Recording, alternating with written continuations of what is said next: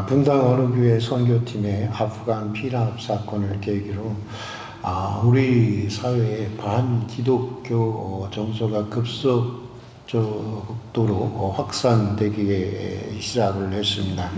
당시 인터넷에 올라온 반기독교 단체의 발기문입니다.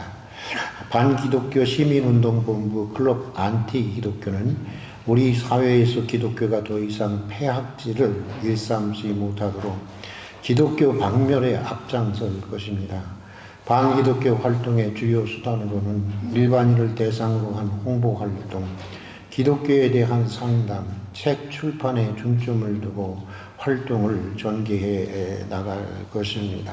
그들은 그 이후에 계속해서 지금까지 아주 활발하게 반기독교 운동을 전개해 나가고 있습니다. 사실 이들의 비난에는 우리가 아프게 경청해야 할 내용들이 굉장히 많이 있다고 하는 것을 우리가 깊이 생각해야 하고 또 자성해야 한다고 생각을 합니다. 그러나 그럼에도 이들의 주장은 선교 100년 동안 한국교회가 한국 사회에 얼마나 많은 공헌을 했는지 그 객관적인 평가를 놓치고 있다고 하는 것입니다. 한국의 독립사와 근대화 그리고 한국의 민주화 역사 속에서 한국 사회는 그야말로 한국 교회에 가장 많은 빚을 지고 있다고 해도 결코 지나친 말이 아닙니다.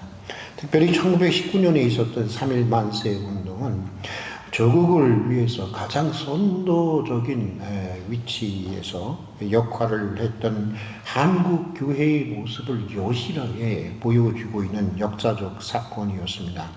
당시 미국의 동양문제연구소의 보고서를 보면 이런 내용이 실려 있습니다.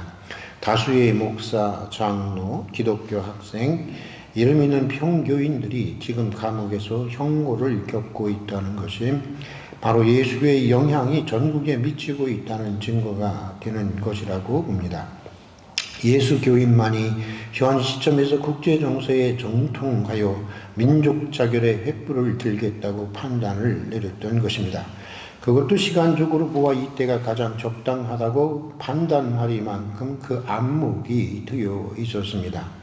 예수 교인의 이와 같은 방력 있는 행동과 오의 있는 존재 양식이 없었더라면 이 백성이 호소하려고 하고 수호하려고 하는 이념이 총을 쏘듯이 그렇게 전국적으로 작용하지는 못했을 것입니다.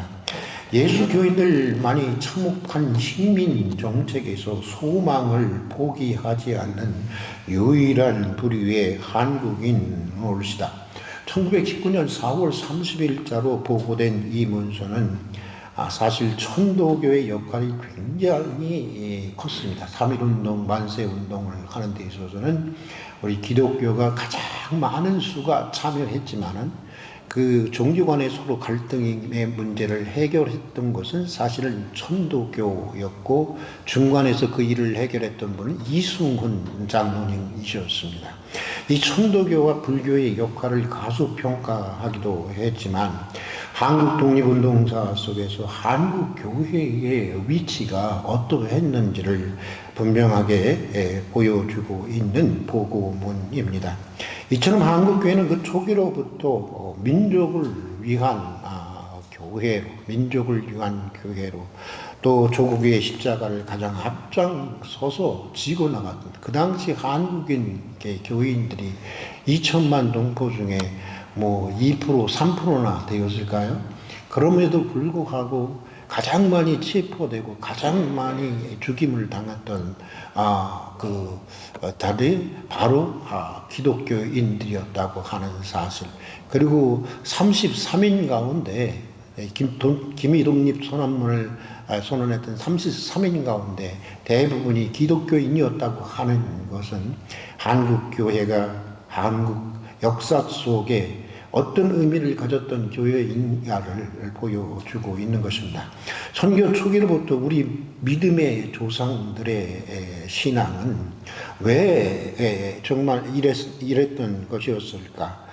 그 이유를 저는 이렇게 찾고 있습니다. 선교 초기로부터 우리 믿음의 선조들의 신앙은 교회 내에서나 통용이 되어지고 죽어서 가는 내세만을 바라는 신앙인들이 아니었기 때문이었다고 하는 것입니다. 그들은 우리의 신앙이 세상을 주관하시고 섭리하시는 역사 현실에 대한, 우리의 현실에 대한, 이 세상에 대한, 이 역사에 대한 신앙이어야 한다는 성경적인 확고한 믿음을 가지고 있었던 신앙인들이었기 때문이었습니다. 오늘 우리가 읽은 씨 뿌리는 자의 비유는 세상과 믿음, 역사와 신앙에 대한 이런 관계의 진실을 제시해 주는 말씀입니다. 지난번에도 말씀드렸지만 이상하게도 한국 교회는 이러한 그 삼일 만세 운동에서 보여주던 그런 내세만을 위한 신앙이 아니라 정말 이 땅, 이 세상, 이 역사, 이 현실 속에서 살아 역사하시고 주관하시는 이 하나님에 대한 신앙을 많이 잃어버리고 자꾸만 내세적인 신앙으로 예수 믿는 이유가 그저 죽어서 내세 천당 들어가는 정도의 그런 신앙으로 많이 변질되고 있는 것 같습니다. 그래서 오늘은 정말 오늘 씨 뿌리자는 비유를 통해서 세상과 믿음, 역사와 신앙에 대한 예수님의 관점은 어떤 것이었고 예수님의 이해는 어떤 것이었고 초대교회의 이해와 믿음은 어떤 것이었는지를 우리 한번 같이 생각해 보려고 합니다. 복음서를 연구하는 학자들에 의하면 오늘 비유의 말씀은 예수님께서 씨를 파종하는 봄에 해변 저편에서 밀이나 뿌리 씨를 뿌리는 농부들을 바라보시면서 하셨던 말씀이라고 합니다. 이제 봄이 오고 있는 것이죠. 저는 봄이 오고 있는 것을 누구를 통해서 알게 되냐면 우리 정토영 집사님을 통해서 알게 됩니다. 우리 정토영 집사님의 이 호박밭을 보면서 이제 봄이 오는구나, 씨 뿌릴 때가 오는구나, 그것을 알게 되는데, 어쨌든 예수님께서 씨를 파종하는 봄에 해변 옆편에서 밀이나 보리씨를 뿌리는 농부들을 바라보면서 하셨던 비유의 말씀이라고 합니다. 본문은 밭으로 상징되고 있는 세상의 실체를, 세상이라고 하는 것이 무엇인가? 여러분, 세상을 무엇이라고 생각을 하십니까?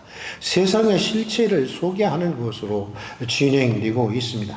세상을 마치 길가, 돌밭, 가시덤불, 그리고 옥토라는 네 가지 양상을 가진 하나의 밭과 같다고 하는 것입니다. 무슨 말입니까? 뿌릴 때마다 결실이 보장되는 세상이 아니라고 하는 것입니다. 길가와 같은 밭처럼 너무 딱딱하게 굳어 있어서 아무리 해도 소용이 없는 그런 것도 있다고 하는 것입니다. 험한 돌짝밭처럼 환난과 재난들이 존재하기도 하고, 그런가 하면 가시덤불처럼 다양한 시련과 유혹들이 존재하는 것이 이 세상이라고 하는 것입니다. 우리가 사는 이 세상은 우리 신앙인들에게도 결코 장밋빛 세상이 아니라고 하는 것입니다. 옥토에 뿌려져서 성공할 확률보다는 길가나 돌짝이나 가시덤불 같은 곳에 떨어져서 실패할 확률이 더 많은 세상이라고 하는 것입니다. 뿌리는 대로 즉시 모두 다 결실할 수 있는 기대를 가지지 아예 말라고 하는 것입니다. 옥토만 만나게 해달라고 기도하지도 말라는 것입니다. 거듭되는 실패가 있을 수 있는 것이고 다양한 시련과 시험과 유혹이 있다고 하는 것을 자명한 것으로 받아들이라는 것입니다. 이상하게 여기지 말라고 하는 것입니다. 그것들은 인생의 변수가 아니라 상수로 받아들여야 할 요소라고 하는 것입니다. 씨를 뿌리기 전에 먼저 우리가 뿌려야 하는 이 밭, 바로 이 세상의 진실에 대해서 알고 시작하라고 하는 것입니다. 그러나 오늘 말씀은 낙심하지는 말라는 것입니다. 포기하지는 말라는 것입니다. 때때로 희망이 전혀 보이지 않는 것 같은 세상이지만 여러분, 그럴 때가 있지 않습니까? 세상을 살다 보면 모든 희망을, 모든 기대를 접어야 할 것만 같은 날들이 얼마나 자주 있습니까? 그런 세상이기는 하지만 그래도 믿음으로 보면 이 세상은 여전히 선한 무엇인가를 기대해 볼 만한 세상이고, 뭔가 희망을 가지고 소망을 가지고 살아볼 만한 세상이라고 하는 것입니다. 일반적으로는 100배, 좀 안 되면 60배, 최소한 30배. 여러분, 왜 주님께서 30배, 60배, 100배 이렇게 하는 것이 보통인데 왜 100배, 60배, 30배 이렇게 말씀을 하셨을까요? 여러분, 거기엔 이유가 있는 것입니다. 일반적으로는 30배, 좀 안에 100배, 좀 안 되면 60배, 그보다 안 되면 최소한 30배 이상, 그동안의 모든 실패들을 만회하고도 넘을 수 있는 넘치도록 남는 옥토가 있는 세상이라고 하는 것입니다. 그러므로 패배주의에는 사로잡히지 말라는 것입니다. 비록 실패도 있고 눈물도 있고 아픔도 있을 수 있지만 거듭해서 씨를 뿌려보라고 하는 것입니다. 어떤 의미에서든지 내가 아무리 해도 평생을 했는데도 30배, 60배, 100배가 안 되던데요?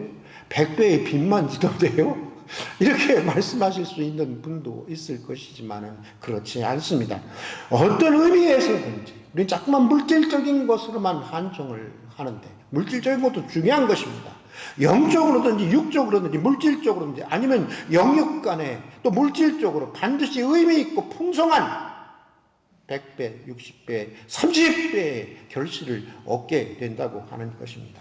죽어서 가는 내세에 대한 소망을 가지는 것처럼, 죽어서 가는 내세에 대한 소망을 가지는 것처럼 지금 살아가는 이 현실에 대한 믿음과 희망도 회복하라고 하는 것입니다. 하나님은 죽은 자들만의 하나님이 아니라 산 자들의 하나님이시라고 하는 것입니다. 이것이 오늘 우리가 살아가고 있는 세상과 역사 현실에 대한 예수님의 이해였고 정말 초대 교회 그리스도인들의 믿음이었던 것입니다.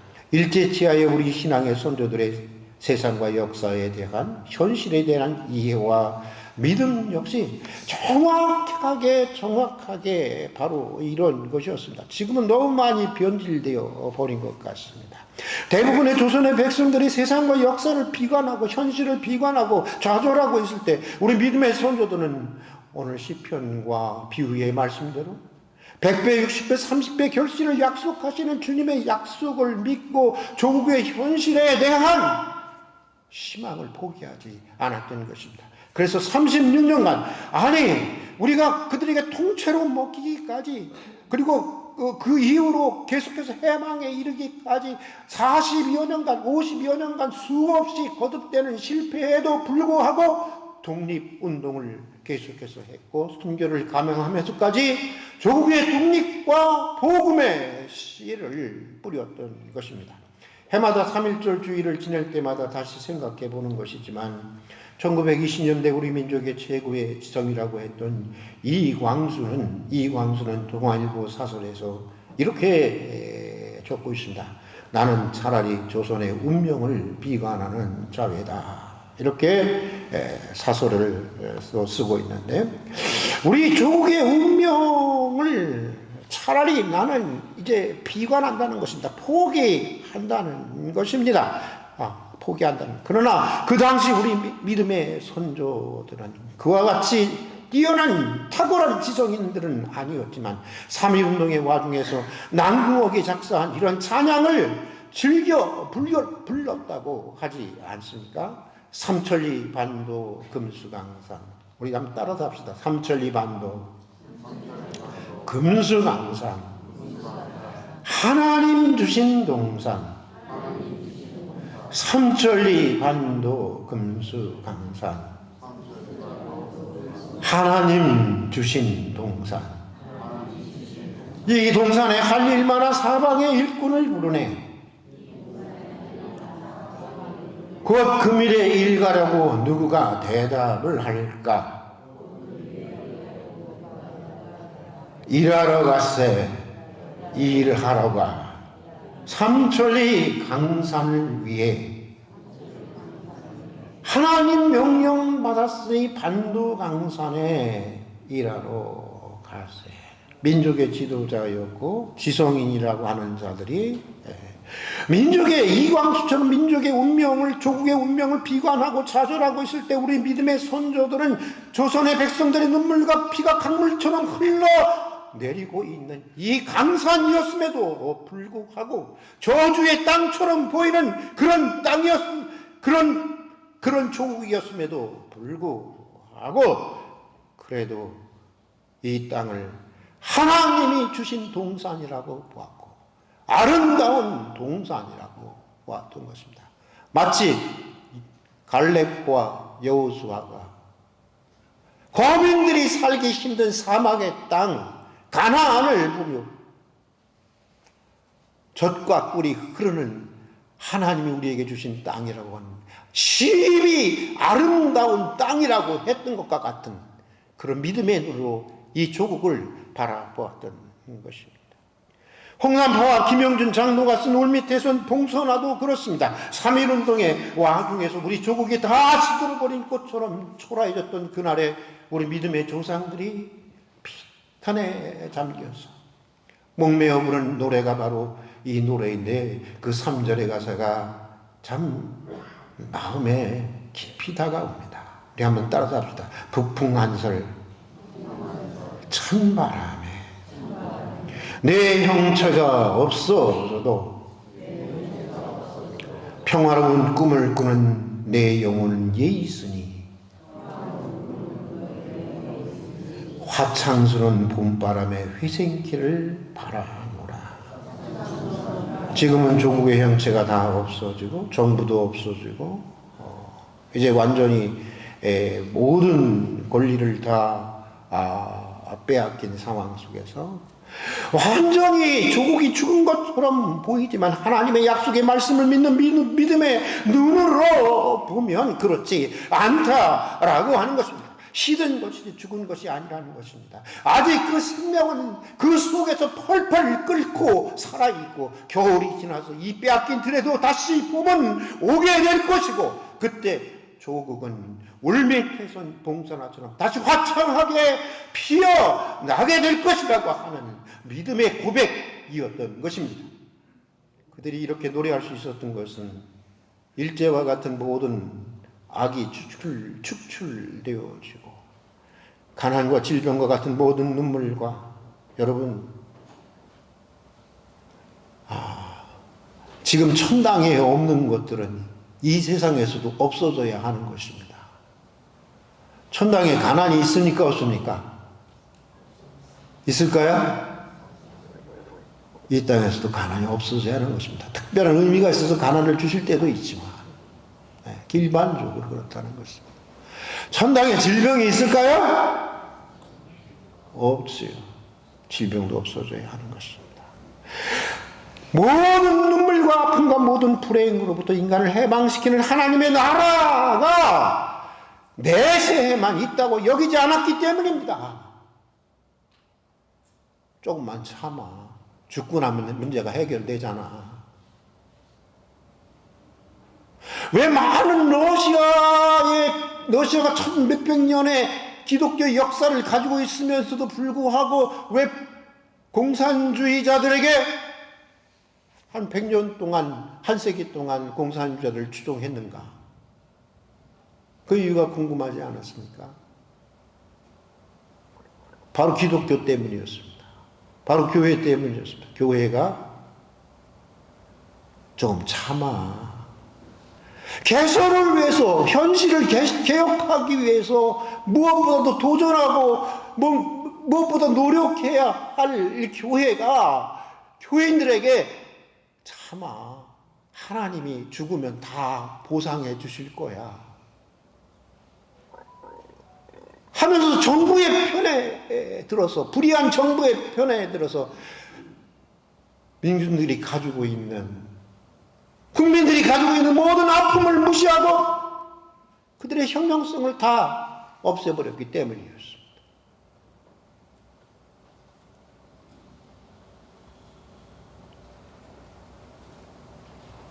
하나님의 나라는 내세에만 있는 것이 아닙니다. 우리의 신앙의 선조들은 부활을 역사 마지막에 그리스도가 재림하는 그날 하나 일어날 사건으로 보지 않았다고 하는 것입니다. 이게 중요한 것입니다. 마르다와 마리아와 예수님, 오빠 나사로가 죽은 지 나흘이나 되었어요. 냄새가 펄펄 납니다. 썩은 냄새가 펄펄 납니다. 그때 주님이 그럽니다. 나는 부활이요 생명이요 나를 믿는 자는 죽지 않겠고 영원히 살리라 하시고 난 다음에 내 오빠 나사로가 살리라 그랬더니 마르다와 마리아가 뭐라고 얘기합니까? 네, 살 것입니다. 그런데 나중에 역사 마지막에 주님이 재림하실 때 살 것입니다. 죽음 이후에 신령한 모습으로 다시 살아날 것입니다.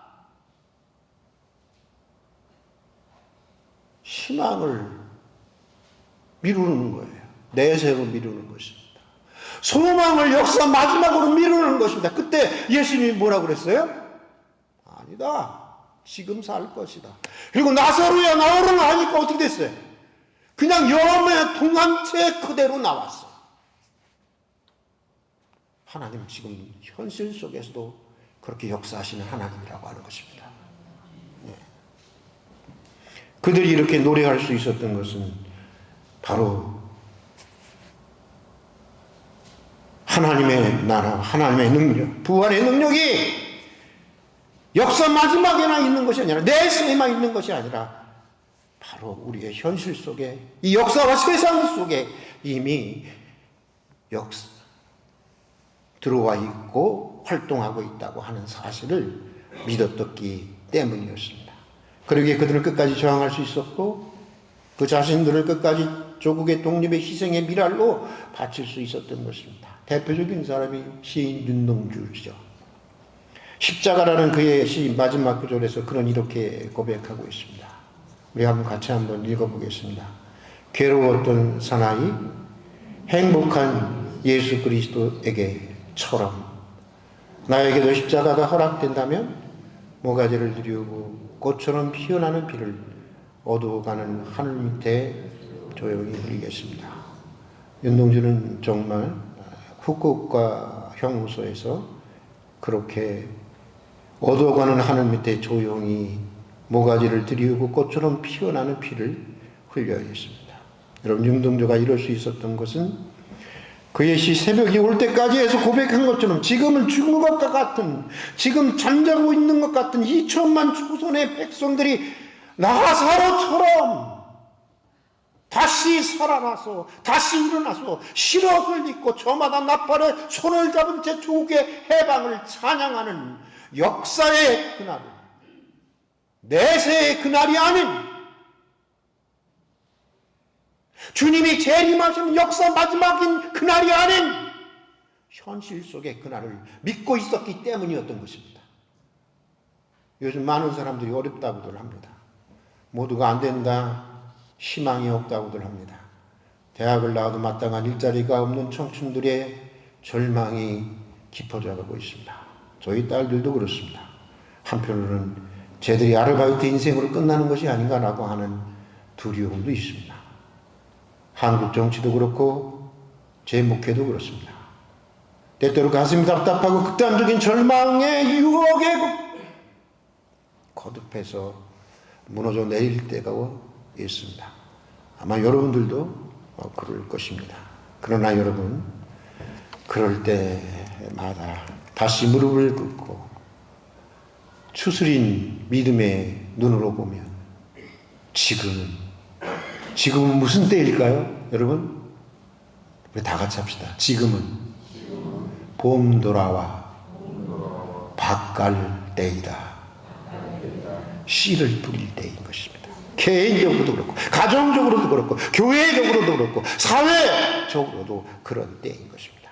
오늘 시편 시인의 고백대로 오늘 울더라도 씨를 뿌린다면, 오늘 울더라도 씨를 뿌린다면, 복음의 씨를 뿌리고 기도의 씨를 뿌리고 사랑으로 수고와 희생의 씨를 우리가 우리의 선조들처럼 뿌린다면 반드시 100배, 60배, 최소한 30배의 결실의 단을 기쁨으로 거두게 될 것입니다.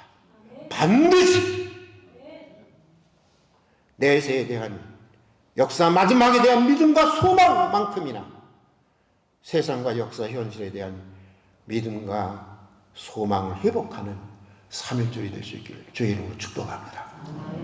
같이 기도하겠습니다. 내세와 역사 마지막에 대한 믿음만큼이나 오늘 우리가 살아가는 이 세상에 대한 이 역사 현실에 대한 믿음을 회복하게 해 주시옵소서.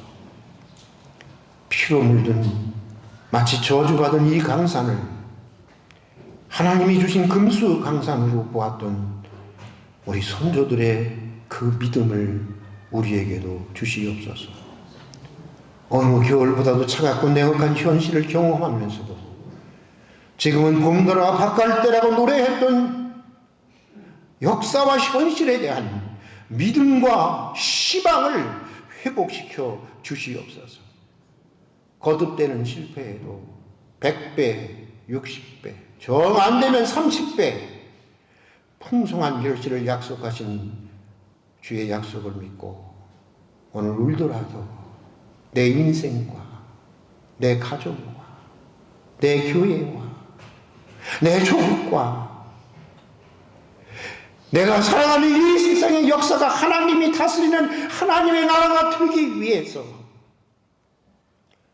희망의 씨를 뿌리는 믿음의 사람들이 되게 하여 주시옵소서. 예수님 이름으로 기도드립니다. 아멘. 우리 우리 할빈 가족 소식란을 보겠습니다. 여러분 오늘 예배 잘 들리셨어요? 안 들리신 분, 저 우리 김기현 장로님 들리셨어요? 김기현 장로님 들리셨어요? 김기현 장로님이 공사가 잘 됐으면 내가 들을 거야 그랬는데 들으셨어요? 김기현 장로님은 저기 보청기를 끼셔야 되겠어요. 그쪽은 어떠셨어요? 그거 잘 들리시죠? 이 마이크 하나가 이게 170만 원이랍니다. 아이고, 다루기도 어렵더라고요. 그리고 이쪽 이렇게 양쪽으로 있는 이 모든 게 없어졌잖아요. 이게 스피커인데 앰프가 이 안에 장착되어 있답니다. 그리고 이게 180도가 되어 있어요. 그래서 180도 범위 내에서는 그대로 직선에서 듣는 것처럼 그렇게 들린다는 것입니다. 이거 애들을 만지지 않게 정말 조심시켜야 돼요. 하나에 700만 원짜리야. 애들이 갖고 장난 놀다가는 큰일 나는 거야.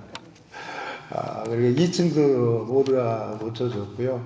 정말 어저께 9시까지, 저녁 9시까지 저도 계속 있었습니다만, 가는 거라도 지켜보고 싶어서 저도 계속 있었는데, 하여간에 최선을 다해서 해주고 가셨습니다. 정말 이 일을 위해서 헌금해 주신 분들 진심으로 감사를 드리고, 또 우리 학교에서도 헌금을 해 주셨더라고요. 100만 원 이렇게 헌금을 해 주셨는데, 요즘에 반주자가 없었잖아요. 수요일 예배하고 금요일 예배. 근데 문득 그런 생각이 들더라고요. 눈물로 하나님, 반주자를 보내주세요. 그리고 주님, 정말 또 우리 임 권사님도 몸이 빨리 나아서 나올 수 있게 해주세요. 이렇게 기도하다가 생각하니까 문득 개척교회에서 그 반주기가 생각이 나더라고요. 아시죠 여러분? 노래방 기계 같이 찬송가 하고 복음성가가 다 나오는. 그거 너무 좋은 거예요. 그래서 그거를 해서 일단은 반주자가 올 때까지는 그걸로 충분히 커버할 수 있을 것 같아요. 그래서 그렇게 하기로 했습니다. 뭐 돈도 그렇게 많이 들지 않는 것 같더라고요. 아주 작은 돈으로 할 수 있는 것 같고, 우리가 한 2,100만 원 정도 이렇게 작정 헌금을 들여서 이렇게 정말 교회의 음향 봉사를 잘 마칠 수 있게 해주신 것 감사하고, 전체 교회 공사는 2,600만 원 정도 이렇게 들었습니다. 함께 참여하고 싶은 분들은 참여할 수 있기를 바랍니다. 사순절 특별 기도회와 또를 정말 앞으로 정말 자신을 성찰하면서 주님의 사랑과 삶에 새롭게 눈을 뜨는 기회가 되기를 바라고요. 또 이 3.1절 오늘 예배 드렸는데 우리 선조들은 불과 어떻게 우리 한국교회가 당시에 얼마나 선교가 잘 됐으면 우리 한국교회를 보면서 서구인들은 우리 시대에 그리스도가 재림할 것이라고 생각을 할 정도였다는 거예요. 그 정도로 한국교회가 폭발적인 성장을 하고 부흥을 했는데 요즘 같은 이상한 부흥이 아니라 진짜 하나님 성령이 나타나고 이 깡패들이 이렇게 교회를 갖다가 이렇게 집회를 방해하려고 왔다가는 기둥을 붙들고 덜덜덜 떠는 그냥 그런 일들이 한국 역사 속에도 부흥사 속에 많이 나옵니다. 이런 그 역사가 어떻게 이게 가능했는가? 그것은 바로 이렇게 정말 윤동주처럼 나에게도 십자가가 주어진다면 꽃처럼 피어나는 피를 얻어가는 하늘 밑에 조용히 흘리겠습니다라고 하는 정말 그런 희생과 또 하나님은 내세에만 계신 분이 아니라 오늘 우리의 현실을 주관하시는 하나님이라고 하는 그 믿음이 있었기 때문에 그것이 가능하지 않았는가 그런 생각이 듭니다. 그리고 부활절 새생명 축제에 우리 윤왕기 목사님을 초청해서 했는데 여러분 죽은 영혼들이 다시 살아나서 나는 실제적인 부활절 새생명 축제가 되도록 여러분 열심히 이웃과 가족과 들에게 전도에 힘써 주시기를 바랍니다. 그리고 구역 예배는 금주부터 이번 주부터 드리고요. 여전도의 연합 3.1절 기념 예배가 오후 찬양 예배 시 있는데 헌금을 드리는 순서가 있습니다. 이 총회에서 여전도의 총회에서 이렇게 그 헌금을 가지고 또 일을 하게 됩니다.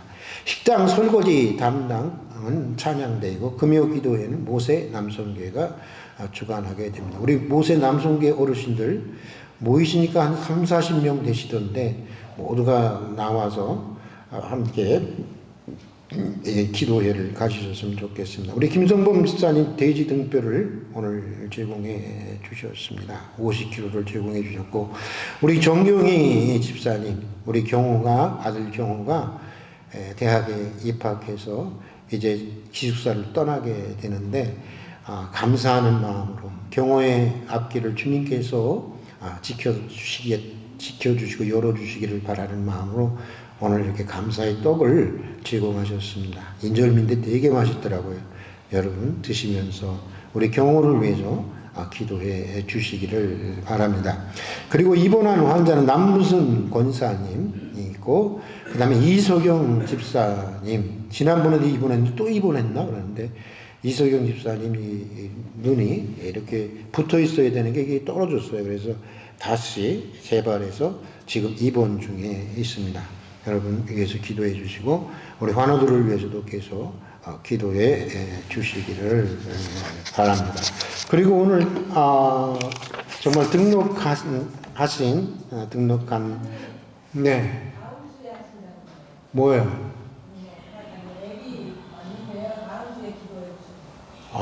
이번 주 말고 다음 주에 해달라고요? 네, 알겠습니다. 우리 이름만은 소개하겠습니다. 한 가정이 등록을 하셨습니다. 김임철 집사님, 광승욱 집사님 사위와 따님입니다. 배혜숙 집사님, 그리고 첫째는 시윤이, 둘째는 이제 막 한 2-3개월 된 우리 도윤이 이렇게 한 가족이 등록해 주시고 오늘은 주일 일부 예배 때 좀 많이 나와주셨고 또 2부 예배 때 많은 분들이 아이들과 함께 1부 예배를 참석하지 않고 2부 예배를 참석하지 않고 어린이 예배를 참석하기 때문에 좀 줄어드는 것 이런 것들 있는데 그런 것들 신경 쓰지 말고 주님 그 길이 옳은 길이니까 또 여러분들도 잘 이해해 주시기를 바랍니다. 우리